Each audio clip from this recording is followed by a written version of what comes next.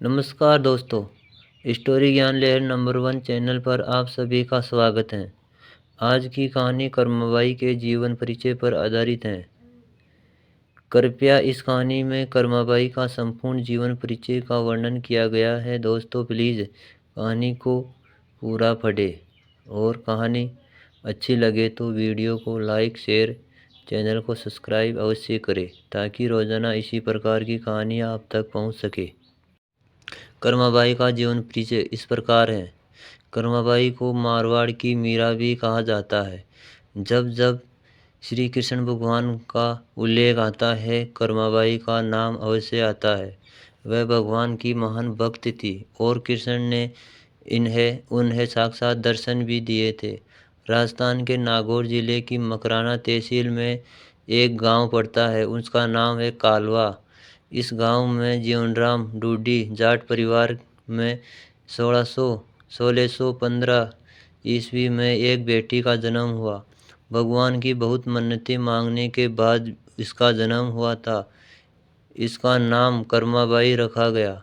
कर्माबाई के चेहरे पर एक अनोखी आभा के कारण बचपन से ही उसमें भक्तिभाव के संस्कार थे। कर्माबाई के पिताजी जीवनराम भी स्वयं धार्मिक पुरुष थे और वे अपनी बेटी से बहुत स्नेह रखते थे। इसी माहौल में कर्माबाई 13 साल की हो गई थी। एक बार जीवनराम को कार्तिक पूर्णिमा स्नान के लिए पुष्कर जाना था। उनकी पत्नी भी उनके साथ जा रही थी। वह कर्मा को भी साथ ले जा रहे थे, लेकिन एक समस्या थी। एक समस्या उनके पास उन पर आ गई। उनकी अनुपस्थिति में भगवान को भोग कौन लगाता। इसलिए उन्होंने कर्मा को यह जिम्मेदारी सौंप दी और बोले, बेटी हम दोनों पुष्कर स्नान के लिए जा रहे हैं। तुम सुबह सुबह भगवान को भोग लगाना और उसके बाद ही भोजन करना। कर्माबाई ने यह जिम्मेदारी से ही स्वीकार कर ली। इधर माँ पिता तीर्थ यात्रा के लिए रवाना हुए। उधर घर पर कर्माबाई ने सुबह सुबह स्नान आदि करके बाजरे का खिचड़ा बनाया और उसमें खूब घी डाला और पूजा के लिए भगवान की मूर्ति के पास आ गई। थाली सामने रखी और हाथ जोड़कर बोलने लगी, है प्रभु भूख लगे तब भोग लगा लेना, तब तक मैं घर के और काम निपटा कर आती हूँ। इसके बाद वह काम में जुट गई। बीच बीच में वह थाली को देखने आती थी, लेकिन भगवान ने खिचड़ा नहीं खाया था। थाली वैसी ही रखी हुई थी जैसी कर्मा कुछ देर पहले छोड़कर गई थी। काफ़ी देर होने के बाद भी जब भगवान ने भोग नहीं लगाया तो उसे चिंता होने लगी। क्या खिचड़े में घी की कमी रह गई या थोड़ा और मीठा होना चाहिए।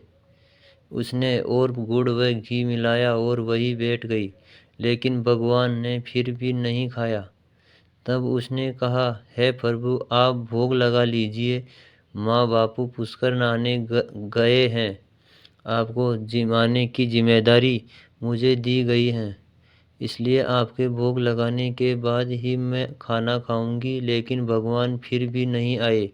फिर कर्मा उनसे शिकायत करने लगी।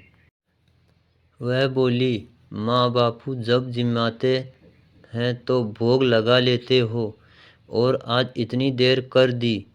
खुद भी भूखे बैठे हो और मुझे भी भूखे रखोगे। लेकिन भगवान फिर भी नहीं आए और कर्मा का खिचड़ा वही का वही रखा हुआ था। कर्मा ने और इंतज़ार किया। फिर बोली, तुम्हें मेरे हाथ से ही खिचड़ा खाना होगा। माँ बापू को आने में कई दिन लग जाएंगे। तुम जिम लो वरना मैं भी भूखी ही रह जाऊंगी। शाम होने लगी, लेकिन कर्मा ने कुछ भी नहीं खाया। आखिरकार कृष्ण भगवान को आना ही पड़ा और बोले, कर्मा तुमने पर्दा तो किया ही नहीं, ऐसे भोग कैसे लगाऊंगा।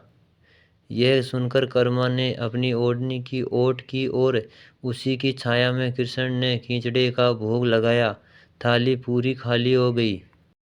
कर्मा बोली, भगवान इतनी सी बात के लिए आप खिचड़े को नहीं खा रहे थे, पहले ही बता देते। खुद भी भूखे रहे और मुझे भी भूखी रखा। इसके बाद कर्मा ने खिचड़ा खाया। अब तो रोज रोज कर्मा खिचड़ा बनाती और कृष्ण भगवान ने उसका भोग लगाने आते। जब तक कर्मा के माँ पिता तीर्थ यात्रा पर रहे, रोज यह सिलसिला चलता ही रहा।